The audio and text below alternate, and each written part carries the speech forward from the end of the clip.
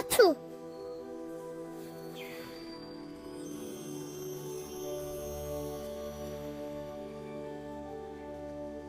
Lassiter Factor.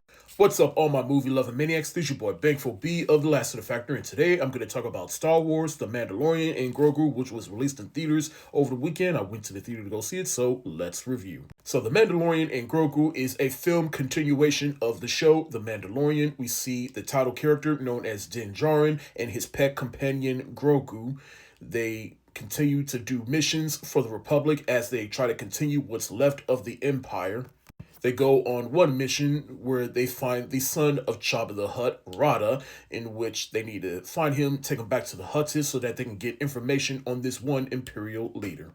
Now, other than Rogue One, I do think at least those first two seasons of The Mandalorian is some of the best things to come out of Disney Star Wars. The third season of The Mandalorian, and my relationship with Star Wars has been shaken because of Disney's handling of this franchise. But overall, I still love Star Wars. I rewatched all the movies last year, and I still find things that I love about it, and I can just, overlook some of the bad about it.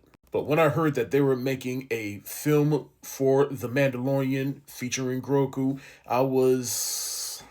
what's the best way I can describe it? I've had tempered expectations because I do like the show, but the third season was disappointing. And of course, Star Wars, in terms of film, has just not been hitting the same.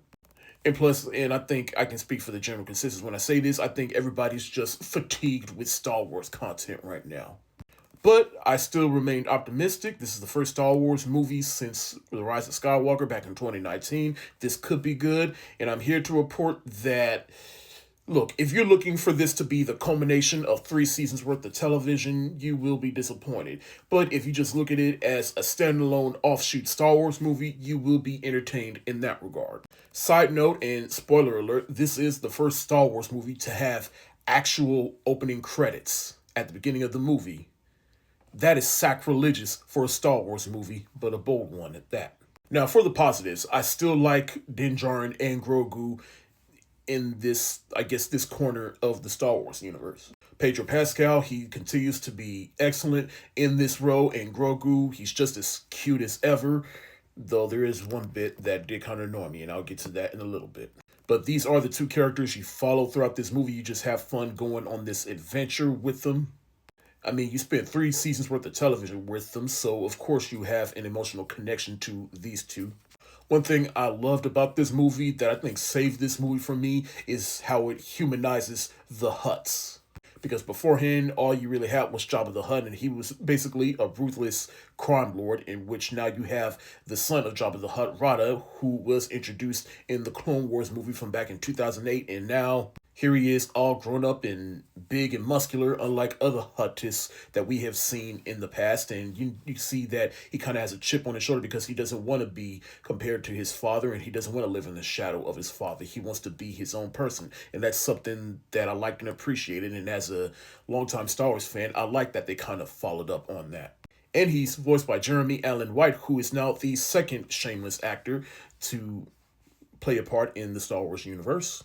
And yes, I do agree, this voiceover performance could have been by anybody, but for what it's worth, I thought Jeremy Allen White did a good job of making me forget that that's him voicing this character.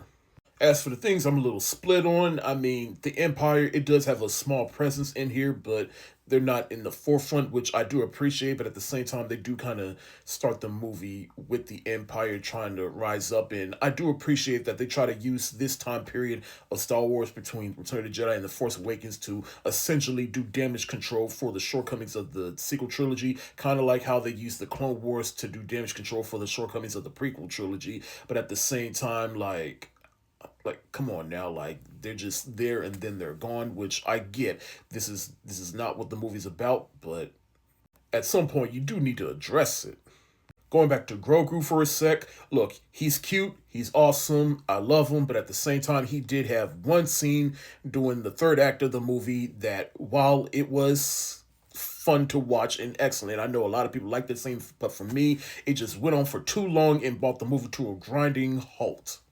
Sigourney Weaver was fine, I guess. I mean, everybody's saying that she pretty much phoned it in and it was an easy paycheck for her, and I agree. Same thing could be said for Martin Scorsese voicing this character in the movie, which I ain't gonna lie, I was surprised to see him in this movie when I read his name in the opening credits. I'm like, oh, Martin Scorsese's in this. Cool. Why is he here? At the end of the day, your enjoyment of this movie will determine what you go to this movie for.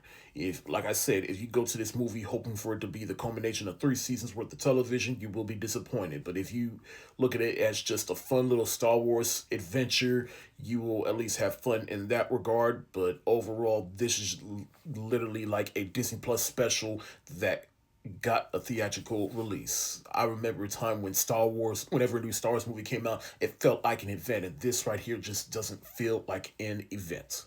But once it was over, I asked myself, was I entertained while I was watching? And the answer is yes, I was entertained while I was watching. And for that, I will give The Mandalorian and Grogu a thumbs up emoji. Thank y'all so much for watching. Have you seen The Mandalorian and Grogu? If so, let me know what you think in the comments section below. This your boy Bankful B of the Lassiter Factor. Stay safe, wash your hands, peace.